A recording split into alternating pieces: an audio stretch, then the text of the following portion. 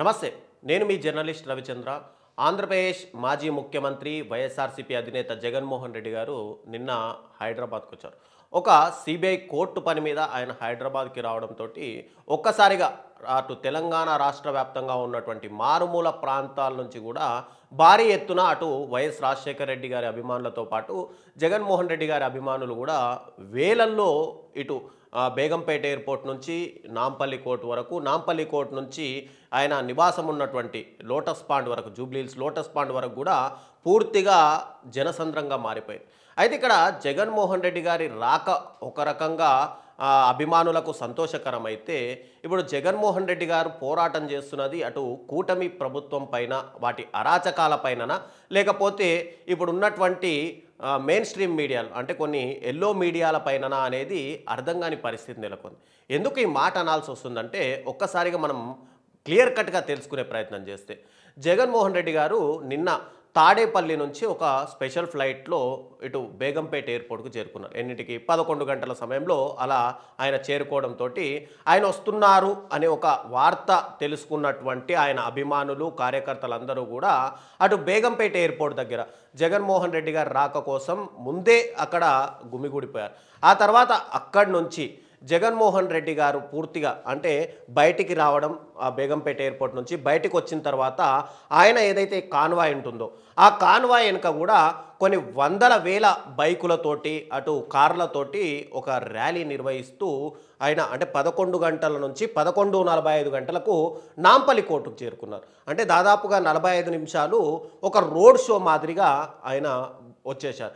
ఎందుకు ఆయన ఎవరిని రమ్మని పిలవలేదు, ఎక్కడా కూడా జన సమీకరణ చేయాలని చెప్పి ఏ నాయకులు కూడా పిలుపునివ్వలేదు. కేవలం జగన్మోహన్ రెడ్డి గారి మీద అభిమానంతో మాత్రమే అక్కడ కార్యకర్తలు, నాయకులు వచ్చారు.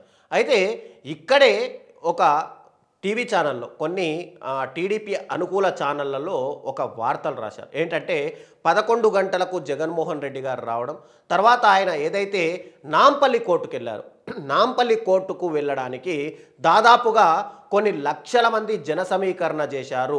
ఒక కోర్టుకు హాజరవ్వాల్సిన సమయంలో ఇంతగా జన సమీకరణ చేయాల్సిన అవసరం ఏమొచ్చింది జగన్మోహన్ రెడ్డికి అంటూ ఒక డిబేట్లు పెట్టుకున్నారు ఛానళ్లలో.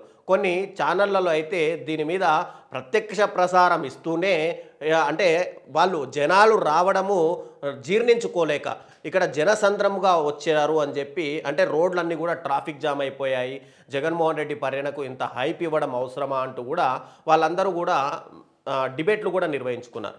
అయితే ఇక్కడ జగన్మోహన్ రెడ్డి గారు రావడం అనేది ఆయన గత 23 నెలల తర్వాత మొదటిసారి హైదరాబాద్ వస్తున్నారు.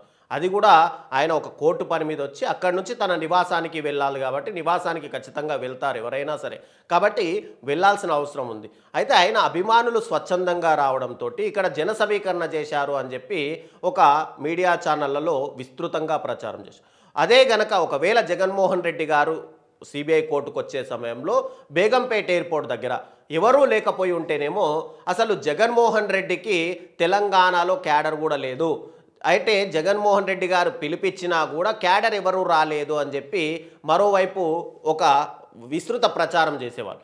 వచ్చినా ఇక్కడ తప్పే, రాకపోయినా తప్పే అన్నట్టుగా ఇక్కడ విస్తృత ప్రచారాలు ఈ కూటమికి సంబంధించినటువంటి మీడియా ఛానళ్ళు కొన్ని హైప్ చేస్తున్నాయి. అయితే జగన్మోహన్ రెడ్డి గారు కోర్టుకు వెళ్ళే ముందు, అంటే నిన్న కోర్టుకు వస్తే మొన్నటి నుంచి కూడా కొన్ని టీవీ ఛానళ్లలో ఏం ప్రసారం చేశారంటే, జగన్మోహన్ రెడ్డి గారు కోర్టుకు ఒక టైం లిమిట్ పెట్టారు, కేవలం నేను గంట సేపు మాత్రమే కోర్టులో ఉంటాను అని చెప్పి జగన్మోహన్ రెడ్డి గారు చెప్పారు. ఇది న్యాయస్థానాలకు విరుద్ధంగా ఆయన తీసుకున్నటువంటి ఒక నిర్ణయం అంటూ కూడా కొన్ని టీవీ ఛానళ్లలో మొన్న రాత్రి ప్రసారాలు కూడా చేశారు. అయితే జగన్మోహన్ రెడ్డి గారు కాదు కదా, ఎవరైనా సరే ఒక న్యాయస్థానానికి నేను ఇంతసేపే ఉంటాను అని చెప్పి టైం ఇచ్చే పరిస్థితి ఉంటుందా నిజంగానే అనేది ఒక్కసారి సామాన్య జనం కూడా ఆలోచించుకుంటారు. కాబట్టి మీరేదో జగన్మోహన్ రెడ్డి గారు న్యాయస్థానానికి టైం ఇచ్చారు అని ఒక విస్తృత ప్రచారం, అసత్య ప్రచారాలు చేసినంత మాత్రాన జనం నమ్మే పరిస్థితి లేదు. అయితే ఇక్కడ నిన్న నాంపల్లి కోర్టులో జగన్మోహన్ రెడ్డి గారు దాదాపుగా అంటే 11:45కి వస్తే కేవలం 2-3 నిమిషాల్లోనే ఆయన ఏదైతే అంటే ప్రాసిక్యూషన్ ఏం చెప్పిందంటే సిబిఐ కోర్టు మీరు వచ్చి జస్ట్ ప్రజెంట్ అవ్వండి, అయిన తర్వాత మీ ప్రజెన్స్ వచ్చింది అని చెప్పి మేము రాసుకుంటాము అని చెప్పి కోర్టులు ఆల్రెడీ చెప్పాయి. ఆయన రావడం, ఇమ్మీడియట్గా ఆయన ప్రజెన్స్ చూడడం, ఒక సంతకాలు చేయడం, తర్వాత ఆయన కోర్టు నుంచి బయటికి రావడం. అంటే ఇక్కడ మళ్ళీ ఇంకొక విస్తృత ప్రచారం చేసింది ఏంటంటే జగన్మోహన్ రెడ్డి గారు కేవలం 2-3 నిమిషాల్లోనే కోర్టులో తన పని అయిపోగొట్టుకున్నారు అని. అరే కోర్టులు చెప్పింది ఏంటి ఇక్కడ? మీరు కేవలం వచ్చి హాజరు కమ్మని మాత్రమే కోర్టులు చెప్పింది. ఇక్కడ లీగల్ ప్రొసీడింగ్స్ ఏం జరగట్లేదే. మరి అలాంటప్పుడు దాన్ని కూడా మీరు ఎందుకు విస్తృత ప్రచారం చేసే పరిస్థితి వచ్చింది? ఇక జగన్మోహన్ రెడ్డి గారు నాంపల్లి కోర్టు నుంచి ఆయన నివాసమైనటువంటి లోటస్ పాండ్కి వెళ్తే అక్కడ కొంతమంది బీఆర్ఎస్ అభిమానులు, ఎందుకంటే గతంలో కూడా కేసీఆర్కి జగన్మోహన్ రెడ్డి గారికి మధ్య కొంచెం మంచి సంబంధాలు ఉన్నాయి. గతంలో ఇద్దరు అక్కడ ఆంధ్రప్రదేశ్కి జగన్మోహన్ రెడ్డి గారు ముఖ్యమంత్రిగా చేస్తే తెలంగాణకు ఇక్కడ కేసీఆర్ గారు ముఖ్యమంత్రిగా చేశారు. కాబట్టి రెండు రాష్ట్రాల మధ్య కొన్ని అప్పట్లో అవినాభావ సంబంధాలు ఉండేవి. కాబట్టి దాంట్లో భాగంగానే జగన్మోహన్ రెడ్డి గారు కేసీఆర్ గారిని 2-3 సార్లు కలవడానికి కూడా హైదరాబాద్ వచ్చారు. దాంతో బీఆర్ఎస్ అభిమానులు కొంతవరకు వైసీపీకి ఫేవర్గా ఉండడం అనేది సహజంగానే ఉంటుంది.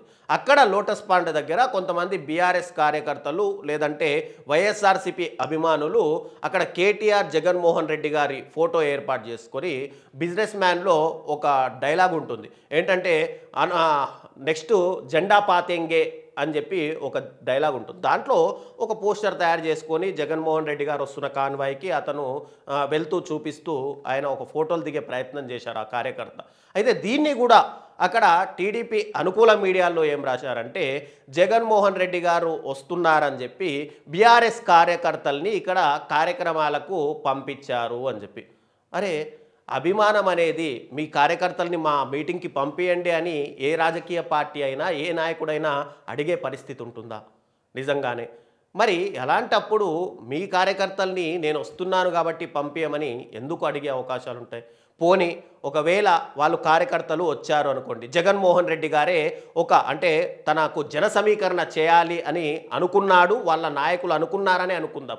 అయితే ఇప్పుడు ఎలక్షన్స్ ఏం లేవే, మళ్ళీ ఆంధ్రప్రదేశ్లో 3.5 సంవత్సరాలు, తెలంగాణలో చూస్తే దాదాపుగా 2.5 సంవత్సరాలు ఇంకా సమయం ఉంది ఎలక్షన్స్ రావడానికి. మరి ఇప్పుడు అంతగా జన సమీకరణ చేయాల్సిన అవసరము ఇక్కడ జగన్మోహన్ రెడ్డి గారికి కానీ ఇక్కడ కేసీఆర్కి కానీ ఏం అవసరం ఉంటుంది? కాబట్టి టోటల్గా ఎల్లో మీడియాలు ఏమైతే ఉన్నాయో అవన్నీ కూడా గతంలో మనం చూసుకున్నాం. పరామర్శలకు వెళ్ళినా జగన్మోహన్ రెడ్డి గారు మామిడి రైతుల దగ్గరికి వెళ్ళినా లేదంటే పొగాకు రైతుల దగ్గరికి వెళ్ళినా ఉల్లి రైతుల దగ్గరికి వెళ్ళినా ఇవన్నీ కూడా విఎఫ్ఎక్స్ గ్రాఫిక్స్ తోటి ప్రజల్ని సృష్టించారు అని చెప్పారు. మరి నిన్న వచ్చిన దానికేమో మీరే రాస్తున్నారు ప్రజలందరూ కూడా లక్షల్లో వచ్చి జనమంతా కూడా గుమిగూడారు అని. మరి ఇప్పుడు విఎఫ్ఎక్స్ గ్రాఫిక్స్ అని ఎందుకు రాయలేకపోయారు? ఇక్కడ అంటే గతంలో అయినా సరే ఇప్పుడైనా సరే వైఎస్ రాజశేఖర రెడ్డి గారి అభిమానులు తెలంగాణ వ్యాప్తంగా ఉన్నారు. జగన్మోహన్ రెడ్డి గారి అభిమానులు తెలంగాణలో ప్రతి మూలమూలన కూడా ఉన్నారు. ఆయన తనయుడుగా రాజశేఖర రెడ్డి తనయుడుగా జగన్మోహన్ రెడ్డి గారిని ఆదరించడంలో ఇక్కడ అతిశయోక్తి ఏమి ఉండదు. అలాంటిది ఆయనకు స్వచ్ఛందంగా అభిమానులు వచ్చినా కూడా ఇక్కడ టీడీపీకి సంబంధించినటువంటి కొన్ని మీడియా ఛానళ్ళు పూర్తిగా ఇక్కడ డిబేట్లు పెట్టుకోవడం, జగన్మోహన్ రెడ్డి గారు ట్రాఫిక్ జామ్ చేశారని, జగన్మోహన్ రెడ్డి గారు పూర్తిగా కోర్టుకు కోర్టుకు టైం ఇచ్చారని చెప్పి, జగన్మోహన్ రెడ్డి గారు ఇలాంటిది వస్తుందని అంటే ఇంతగా ట్రాఫిక్ జామ్ అవుతుందని విషయంలోనే ఆయన వీడియో కాన్ఫరెన్స్కి హాజరవుతానని చెప్పారు. కానీ అక్కడ కోర్టు అనుమతి ఇవ్వకపోవడంతో న్యాయస్థానాల మీద నాకు స్వచ్ఛందంగా నమ్మకం ఉంది, గౌరవం ఉంది అనే ఉద్దేశంతో ఆయన డైరెక్ట్గా హాజరయ్యారు. డైరెక్ట్గా హాజరైనా కూడా ఇక్కడ తెలంగాణలోని అభిమానులు వస్తే రాయలసీమ నుంచో కర్నూలు నుంచో ఇతర ఆంధ్రప్రదేశ్లోని రాష్ట్రాల నుంచి జన సమీకరణ చేశారు అని చెప్పి ఒక వార్తల్ని సృష్టిస్తున్నారు. టోటల్గా అంటే ఇప్పుడు జగన్మోహన్ రెడ్డి గారి మీదనే మీరంతా డైవర్ట్ అయిపోయారు. జగన్మోహన్ రెడ్డి గారు ఎక్కడికి వెళ్తే అక్కడే మీ మీడియా ఛానళ్లకు ఒక రేటింగ్ అనేది దొరుకుతుంది. జగన్మోహన్ రెడ్డి గారి మీదనే మీరు పడి లాభాలైతే ఆర్జిస్తున్నారు. ఇక్కడ కూటమి ప్రభుత్వం చేస్తున్నటువంటి అరాచకాలు కానీ కూటమి ప్రభుత్వం చేస్తున్నటువంటి అన్యాయాలు కానీ మీ మీడియా ఛానళ్లకు ఎందుకు కనిపించడం లేదు? ఆంధ్రప్రదేశ్లో ప్రతి ఒక్కరికి సంక్షేమ పథకాలు అందుతున్నాయా? ఏదైతే సూపర్ 6 అన్న పథకాలు స్టార్ట్ చేశారో అవి అందరికీ అందుతున్నాయా? ఇక్కడ ఆంధ్రప్రదేశ్లో సోషల్ యాక్టివిస్టుల పైన నోర్లు తెరవకుండా చేస్తున్నారు. ఈ అన్యాయాలు మీకు కనిపించట్లేదా? టోటల్గా రాష్ట్ర వ్యాప్తంగా ఎన్ని అవకతవకలు జరిగాయి, ఎన్ని భూ లావాదేవీలు జరిగాయి, ఎంత కల్తీ మద్యం జరిగింది, వీటి మీద మీరు ఎందుకు మాట్లాడదలుచుకోలేదు? కేవలం జగన్మోహన్ రెడ్డి గారి పర్యటన సక్సెస్ అయితేనేమో జనాలని జనసమీకరణ చేశారని, ఒకవేళ ఎవరు జనాలు రాకపోతేనేమో ఎవరు ఆయనకు పట్టించుకోవట్లేదు, జనాలలో ఆయనకు హైప్ లేదు అని చెప్పి ఒక మాస్ లీడర్ జగన్మోహన్ రెడ్డి గారు అనేది ఖచ్చితంగా అందరూ కూడా గుర్తుపెట్టుకోవాలి. ఆయన ఎక్కడికి వెళ్ళినా సరే ఆయన చిన్న వయసులో ఒక రాష్ట్రానికి ముఖ్యమంత్రి అయ్యారు. ఆయనకు ఒక హైప్ అనేది ఖచ్చితంగా ఉంటుంది. 23 నెలల తర్వాత ఇక్కడ తెలంగాణకు వచ్చారు కాబట్టి జనాలు గుమిగూడడంలో ఎలాంటి తప్పు లేదు. మీ యొక్క మంత్రులు, కూటమికి సంబంధించిన మంత్రులు కానీ ఎమ్మెల్యేలు కానీ ఎక్కడ నివాసం ఉంటున్నారు? హైదరాబాద్లోనే నివాసం ఉంటున్నారు. కేవలం శని ఆదివారాలు హైదరాబాద్కు వచ్చి మిగతా రోజులన్నీ కూడా ఆంధ్రప్రదేశ్లోనే ఉంటున్నారు. మరి మీకు జనాలు రావట్లేదు ఎందుకు అంటే మీ మీద జనాలకు నమ్మకం లేదు, మీ మీద జనాలకు ఒక అసంతృప్తి ఉంది. మీరు అసలు రాష్ట్రానికి వచ్చినా రాకపోయినా పట్టించుకునే నాదుడు లేడు.